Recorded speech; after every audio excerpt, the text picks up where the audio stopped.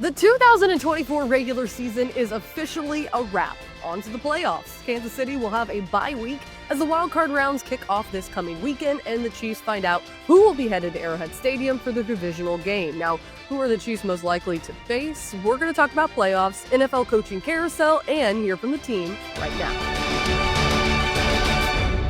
What is up, Chiefs Kingdom? Happy Monday. I'm Hayley Lewis, and this is Chiefs News Daily. It might not be a victory Monday, but there is still plenty to be happy about as Kansas City rolls into a week of rest. So I'm going to walk you through why yesterday isn't any reason to be concerned, who the Chiefs are most likely to face, and some more drama from around the league.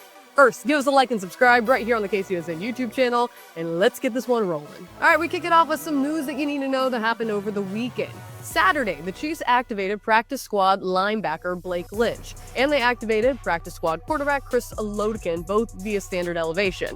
This is important because Olodikin played against Denver, and Lynch was signed by the Chiefs just a week ago. He most recently played with the Raiders. 2 fines were also handed down by the NFL on Saturday. Travis Kelce was fined $14,069 for unsportsmanlike conduct, use of a prop, dunking over the crossbar in tribute to Chiefs great Tony Gonzalez after breaking his franchise touchdown record. Now, Gonzalez said on Thursday Night Football early in the season that he would pay the fine. Also, Xavier Worthy was fined the same amount for unsportsmanlike conduct, violent gesture, pretending to show a gun in his waistband during a touchdown celebration on Christmas Day against the Steelers. All right, on to the next. On to game day. Sunday against the Denver Broncos mattered only for Denver, Miami, and Cincinnati, but not for Kansas City, who already locked up the 1 seed. Now, the Dolphins did lose to the Jets, so they took themselves out of the playoffs, while the Bengals just needed the Chiefs to win to be able to get in.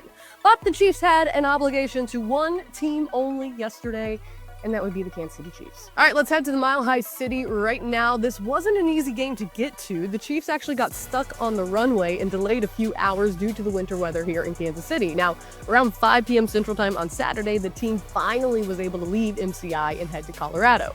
The Chiefs actually stayed in Denver last night due to the blizzard. They're heading back to Kansas City today. So reports say that the team took off from Denver around 11 a.m. On to the game notes. The Chiefs rested the majority of their starters, with Carson Wentz kicking off as a starting QB. The list of players who did not play for the Chiefs on Sunday include Patrick Mahomes, Kareem Hunt, Isaiah Pacheco, Hollywood Brown, DeAndre Hopkins, Travis Kelce, Jawan Taylor, Chris Jones, George Karlaftis, Nick Bolton, Drew Tranquill, Justin Reid, Trent McDuffie, McCole Hardman, and Jalen Watson. Now, Noah Gray, Joe Thuney, Trey Smith, and Creed Humphrey, as well as Xavier Worthy, all played, but it was 4 snaps or less. Worthy actually only had 1 snap. Now, Wentz went 10 of 17 for 98 yards and was sacked 4 times by the league's best pass rush. Chris Olodikin replaced Wentz as QB during the 4th quarter. There is one injury we want to note for Kansas City. Quarterback Shamari Connor, who had his fair share of injuries this season, injured his shoulder in the first half and didn't return. A few good things, though, came out of this game. Left tackle DJ Humphries, who's been out due to a hamstring injury, got to be able to get a few good reps in. Safety Jaden Hicks showed flashes of greatness with 4 tackles and a nice little pass breakup against Cortland Sutton on a 3rd and 14, forcing the Broncos to punt. Also, wide receiver Nico Remigio had a 36-yard kickoff return and 48 yards on 2 receptions. Not bad. Defensive end Felix Anudike-Uzomah logged 3 tackles, one of which was solo and a tackle for loss. Former Broncos Samaje Perine had a nice little 13-yard gain on a reception, continuing to show that he's been reliable in the pass game. So, some positives. Another good thing, Kansas City kept their starting squad on the sideline safe and sound. Broncos quarterback Bo Nix dominated throughout, finishing the game with 321 passing yards, 4 touchdowns after going 26 of 29 with 0 interceptions and 0 sacks. All right, one wild touchdown pass came in the 2nd quarter when Nix targeted Adam Trotman in the end zone, who Najee Johnson was defending. Now, the ball was batted away. Keith Taylor actually tried to catch it, but Denver's Devon Vele, by a stroke of luck, caught the ball before landing in the end zone. A double deflection touchdown for the Broncos, or at least that's what they're calling it. All right, Nix was eventually pulled in the 4th quarter when the Broncos sent in their backups. Denver controlled the entire game against Kansas City's backups for a final score of 38-0. The Broncos snagged the last AFC playoff spot in their first berth since 2015, meaning the Bengals season, it came to an end last night. The Chiefs would finish out the regular season with a 15-2 record. That is the best record in the AFC, only to be matched by one other team this season in the NFC, the Detroit Lions. All right, let's check in with the team who spoke post-game at the podium. Here is head coach Andy Reid. He talked about the players getting some more experience, Carson Wentz's performance, and the offensive line rotation. And that experience is invaluable, especially against a good football team. So we need to do better, obviously, but that opportunity again is something that's special. So with that, time's yours. Yeah, I'm gonna meet with the team tonight, and I'm gonna tell them what it looks like, and then I'll come to you guys and let you know.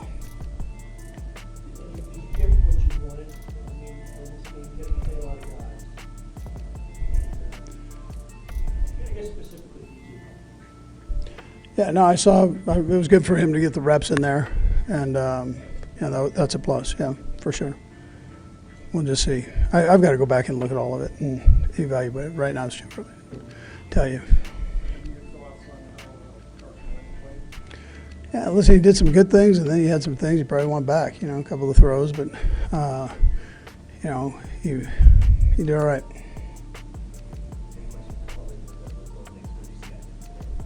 Yeah, it looked like he was efficient and really ran the offense well. He's a good player.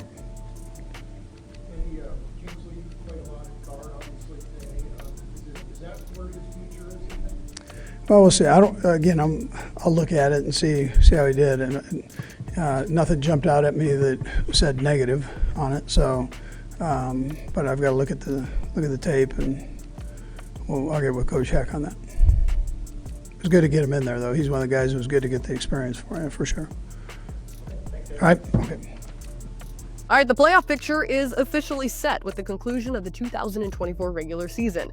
Kansas City is going to rest this week as the wild card weekend kicks off. So here is a look at who the Chiefs will be watching from their couch during the bye week. On Saturday, we got Chargers at Texans, then the Steelers at Ravens.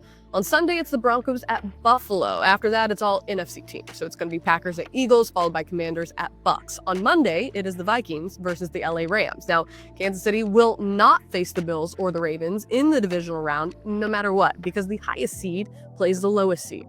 The Chiefs will then host the lowest remaining seed after wildcard weekend at Arrowhead. So there are actually just 4 teams that Kansas City could possibly see in order from most likely to least likely. It's the Texans, the Chargers, the Steelers, and the Broncos. So this is according to Neil Payne's ELO projections. It's pretty much a toss-up between Houston and Los Angeles. Who would you rather see the Chiefs face in the divisional round? I want you to drop it in the comments below. The day after the regular season concludes is called Black Monday. Why? Well, this is the day that many coaches from across the league are either let go due to their 2024 performances or just not coming back for other reasons.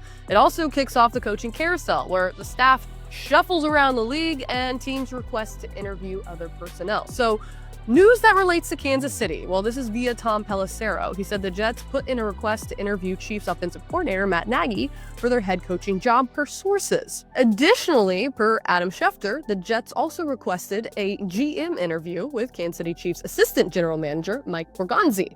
Now, this is per source. Borgonzi has been with Kansas City for 16 seasons. All right, we're going to wrap up today's show with a little bit of social media. Former Chiefs wide receiver Tyreek Hill making the headlines. I'm sure you've already seen this. After Miami's loss to the Jets yesterday, Hill was interviewed in the locker room, making it sound as if the time with the Dolphins might be over.